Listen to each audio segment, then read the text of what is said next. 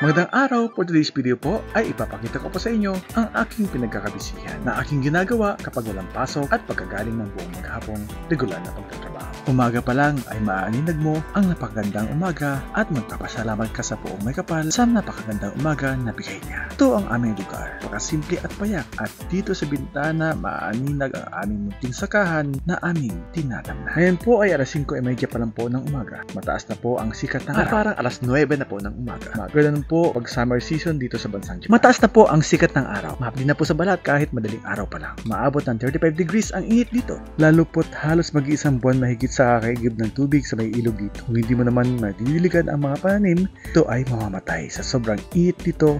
Bagamat mahirap, laban lang po sa hamon ng buhay. Ito po si Leo Rosales at ito po ang aking pangalawang A Day in My Life Stories.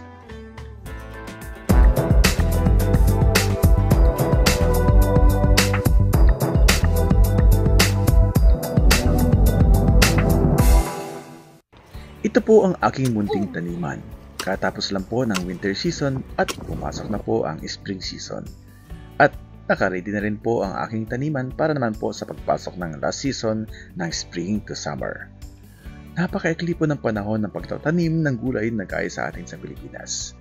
At kung nagpapabaya ka o maghinay-hinay, ay maaabutan ka rito ng taglamig at hindi mabubuhay ang mga tanim sa pagsapit ng taglamig.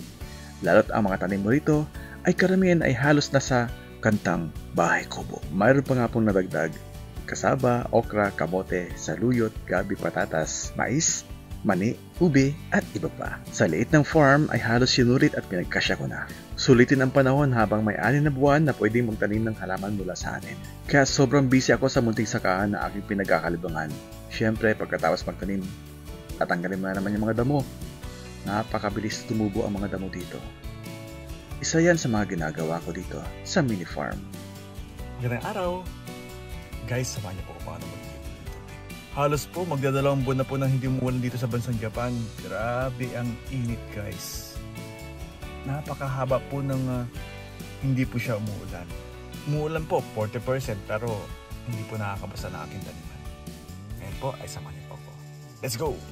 Ngayong summer season taong 2024 dito sa aming lugar sa Haichi, ay halos magdadalawang buwan ay bihira po ang ulan.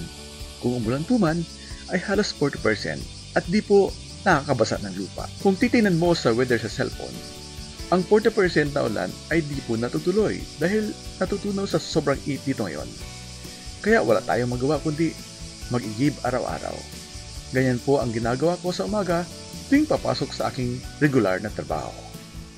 Mula dito sa mini farm ay matatanaw mo ang aming iniigiban ng tubig na pandilig. Malapit lang sa amin kapag ikaw ay may sasakyan. Ganyan po ang ginagawa ko araw-araw. Kailangan pong gumising ng madaling araw para po mag-igib ng tubig. Bagamat may kahirapan, hindi ko pinapansin yun. Ika nga, basta may tiyaga, may ilalaga.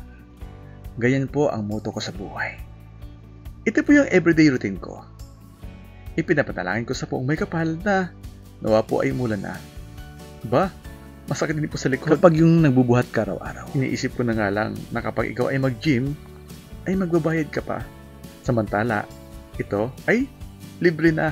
At dito na po tayo sa ilog na aking inigiban. Magpa-park muna ako, guys. Mula po dito sa mini farm papunta po sa aking inigiban ay nasa 264.35 meters ang layo. Ayan po, at ibaba ko na po ang mga bucket na aking paglalagyan ng tubig. Nasa 12 bucket po ang aking inigiban araw-araw, kaya po isang balikan lang po yan. Baka po kasi late po tayo sa trabaho. Bago po kasi ako pumasok ng trabaho, ito ang ginagawa ko. Umigising ako ng madaling araw, 5:30 pa lang gising na po ako para po mag-igib po ng tubig na pandilig sa aking mga halamanan. Bago ko po lagyan ng tubig, ay ibababa ko po muna ang 12 bucket. Alam niyo po ba na 15 liters po ang bawat laman ng bucket? Pinupuno ko po ito at halos na 16 liters na po ang laman ng bucket. Kapag pinuno ko po ito, tigdadalawa po ang binubuhat ko para po magkatimbang at di mahirap pong buhatin. At madali pong matapos. At madali pong makatapos syempre. Araw-araw po, yan po ang binubuhat ko bago pumasok ng trabaho. Bagamat kahit po may kabigatan, ay kinakaya naman po. Ito po ang ilog ng Nishikoshi. Ito po ang nakakatulong po sa aking taniman kapag summer dito sa Japan. Ito po ang nakakasurvive sa mahabang tag-init dito. Ayan po at inililihira ko na po ang mga bucket at lalagyan ko na po ito ng tubig. Nilalagyan ko na po ng tubig ang bawat bucket. At pinupuno ko po ito from 15 liters to 16 liters para hindi na po ako bumalik. Ito po ang isa sa pinakamahirap kapag ikaw ay may farm. Lalo't mano-mano po ang pagtubig o pandilig ng halaman. Pag dumating ang summer season dito sa Japan, mahaba na rin yung ilang linggo na po na di umuulan dito. Kahit pa paano, kapag umulan ay laki ng pasalamat mo dahil makapahinga ka sa pag-iigib. Ito yung magandang libangan. Medyo may kahirapan nga lang. Pero ayos lang po at kinakaya naman. Ang sabi nga ni Gordon, without hard work, nothing grows but weeds. Kung walang pagsusumikap, walang tumutubo kundi mga damo. Yung parang kung hindi mo didiligan ang halaman, masasayang lang ang iyong pinaghirapan. Ayan po at puno na po ang bucket. Akin na pong tatakpan para hindi po magtirapon sa sasakyan. Ayan po at iniiseso ko na pong inaayos ang takip ng bawat bucket para po hindi po matapon ang tubig sa sasakyan. Naku po, baka mayara tayo ni Commander at dagdag trabaho na naman. 12 bucket lang po talaga aking binubuhat araw-araw. May laman po kasi yung dalawa ng tubig. Kaya, 10 bucket lang po ang dito ngayon. Yan po at binubuhat ko na po ang mga bucket at inayos ko po ito sa sasakyan para po ito mapagkasya. Ayan po at last na po itong dalawa. Sobrang bigat po ng binubuhat kong yan. Bilhin mo ang bawat bucket 15 liters. Pinuno ko pa para maging 16 liters. Halos 32 liters po ang binubuhat ko ng dalawang yan. No worries naman po at kaya ko po naman. Saglit lang po at i-check ko po kung may naiiwan pa. Ayun po, may naiiwan nga po talaga ako. Yung tabo po na pangsalok po sa mga bucket. Okay na pong lahat at niayos ko na po. At napagkasya ko na po ang 10.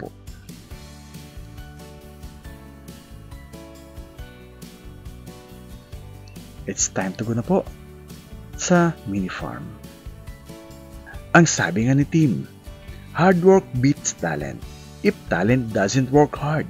Ang masikap at masipag ay tinatalo ang matalino, lalo kung di mo ginagamit ang gusto ang iyong talento. Tama nga naman. Ayan po at ihatid ko na po ang tubig. Dahan-dahan ko po itong pinapaandar papunta sa mini farm. Minsan po ay may kasabay po akong nag-iigib ng tubig.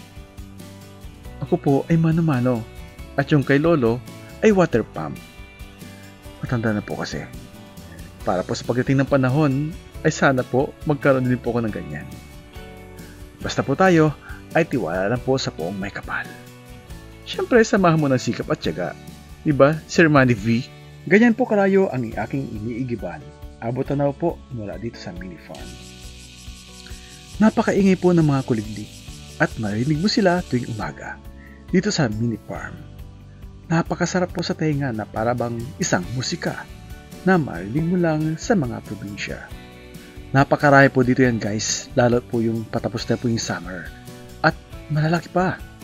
Ito po kasi yung time nila na naging adult sila. Sa grabe ng init dito, sila po ay agad namamatay. Ayan po at dito na po tayo. Hinihini lang po ako sa pagmamaneho para di po lumigwak ng tubig. Magpapark muna po ako.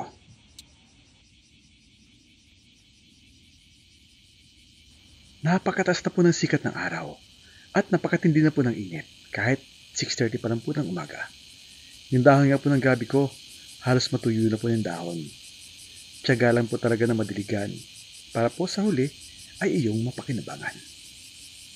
Napakaiingay ng mga kuliglig, no? Lalo kapag dumidilim ng konti. Napakaiingay nila. At kapag tumingkad na naman po ang sikat ng araw, bigla ang ingay nila ay hihina. Pansinin niyo lang po kapag nakakarinig po kayo ng ingay ng mga kuliglig. Ayan po at binababa ko na po yung mga napakabibigat na mga bucket. Medyo nagmamadali na po ako niyan kasi oras naman po para magayak naman po sa pagpasok sa aking trabaho. Di pa po ako nakakaligo at sobra po ang pawis ko po dyan.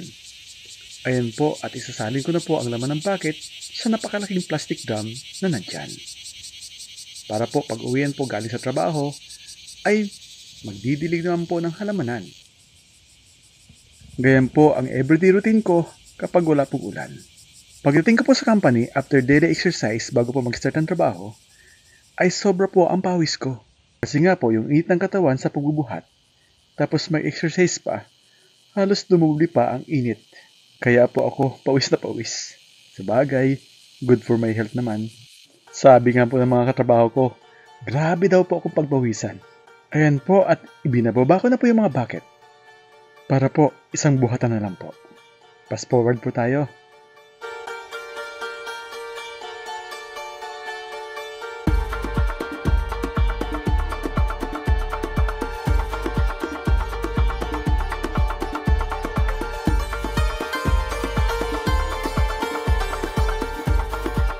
At natapos din po. At iuwi ko po itong mga bucket sa bahay para po kinabukasan ay diretso na po sa ilog para umikip. Uwian na galing po sa trabaho. After magpahinga ng konti ay diretso na po sa mini farm para naman po ay magdilig ng tubig sa halamanan. Tinatakpan ko po kasi ang tubig dito sa plastic drum para po hindi po mainit sa halaman kapag iyong dinilig. Kapag hapon naman po, iba naman po ang musika na sasalubong sa iyo, kundi ang saliw ng huni ng mga ibon. Po ang isa sa pampagana na magdilig at pantanggal ng pagod dito. Ang sarap pakinggan po ang mga huni ng ibon dito. Fast forward naman po tayo. Unahin ko pong diligan itong pulang gabi. At sunod naman po ang kondol. Naubusan po na naman ng tubig ang sprinkler ko at lalagyan ko po ito ng tubig. Kailangan pong punuin para matagal makabalik. At ang sunod ko pong diligan ay ang saluyot. Alam nyo guys, ang pagdidilig ng halaman ay parang kaisipan. Kailangan mong diligan para lumago. Maraming umaaligid na ibon dito sa aking taniman. At malapit lang po sila. Pero yung mga ibang ibon ay mababait naman po sila. Maliban lang po sa uwak. Mula sa malayo ay tanaw nila ang iyong taniman, nakaabang, nakaranaw, para magbantay at magsalakay kung wala ng tao. Lalo kung may tanim kang mga pakwan. Last year po kasi ay nagtanim po ako ng mga mani. Mabait po yung aking pinagbintangan. At ang sabi po na aking kaibigang tatay, hindi daga po yung kumakain, kundi isang uwak. Hindi ko alam kasi first time ko magtanim ng mani dito sa Japan. Yung walang screen, halos gabing-gabi na po ako umuwi ng bahay para hulihin kung ano ang kumakain sa mani. Wala namang kumakalaskos. Kinabukasan, Sabado, nahuli ko kung sino ang kumakain ng aking mani. Wala akong pasok pag Sabado At ang aking inabangan, uwak pala ang kumakain ng aking mga tanim na mani. Kaya pag harvest ko, ay wala akong ma-harvest dahil wala akong mga laman. Yan po yung mga ibon po na hindi nanginginain. At wala po silang ginagawang perwisyo, hindi sila po nanginginain ng mga tanim, kundi ang kinakain nila ay ang mga uod sa mga halaman. Di gaya po ng mga uwak na ito. Grabing perwisyo. Bawal pa naman silang saktan. Kaya pag tanim ko ngayon taon ng mani, ay nilagyan ko po ito ng screen para hindi na po sila makapasok. Ito na po yung aking mga tanim na mani. Nilagyan ko na po siya ng screen protector para hindi po pasukin ng mga uwak. Balik po ulit tayo sa pagdidilig ng halaman. Sabi nga ni Lucy, ang gaya ng halaman ay nagsimula sa ulan at sikat ng araw. Sino ang nakatulong at kung sino ang pinakamahusay sa pagpapalaki ng halaman? Mahirap piliin kung alin at kung ano ang kaya-ayang nakakabuti sa akin. Para sa akin, para silang dalawa nakakatulong. Sa akin naman ay ang pag-aalaga.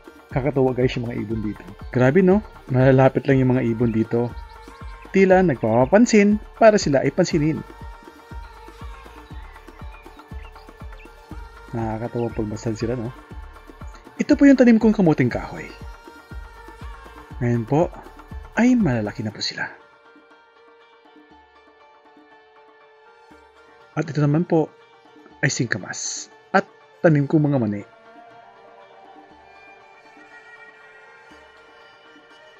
Yung 12 bucket po na aking inigib ay eksakto po na pandilig para sa aking mga halaman.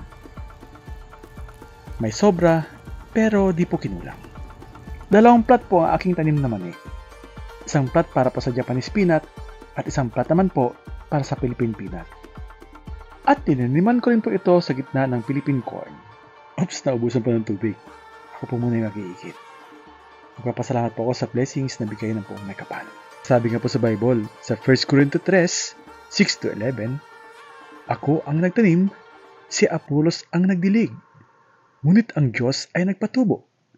Kaya't ang nagtatanim o nagdidilig ay walang anuman, kundi ang Diyos lamang ang nagbibigay sa paglaki.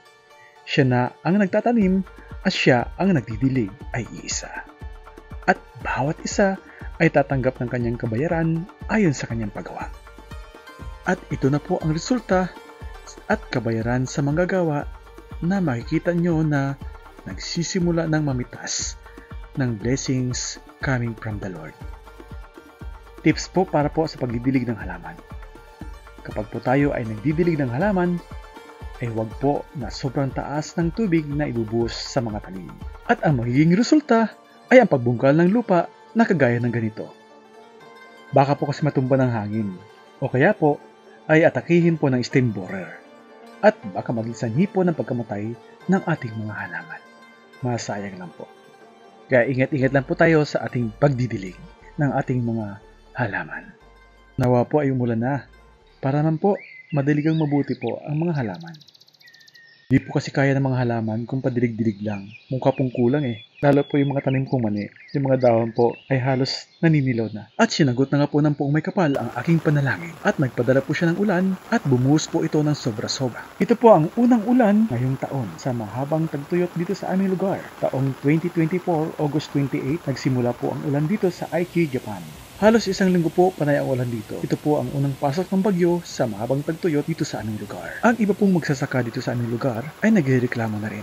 Lalo po sa mga hindi po naaabutan po ng irigasyon at patubig na gaya ko. Ang mga tanim po na magsasaka dito, yung iba po ay nagsisipatayan na. Sa kadahilanan po ay kakulangan po sa tubig.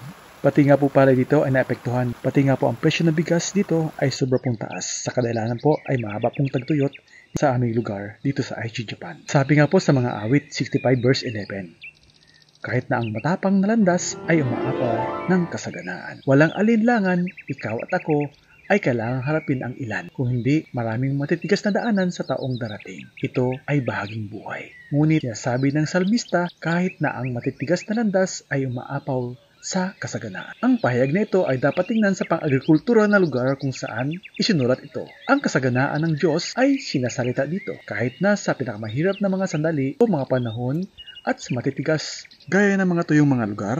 Hindi dapat tayo mag-alala kapag dumating ang mahirap na panahon sapagkat tulad ng sinabi ng isang tao, kung dadalhin tayo ng Diyos sa mabato na mga landas, ayusin niya tayo ng matibay na sapatos. Salamat sa Diyos, dinala niya tayo dito at nakita natin ang kanyang pagpapala at pabor sa gitna ng matitigas na landas. Ang awit ay nagsasalita tungkol sa kasaganaan pagkatapos ng isang dry season. Naway matanggap mo ang korona ng Diyos ng kabutihan at isang masaganang pag-aani sa bagong taon. At maaaring makita mo ang kanyang kasaganaan na umaapaw kahit sa matitigas na landas. Ito po si Leo Rosales at ito po ang aking pangalawang A Day in My Life Stories. And that's it for today's video.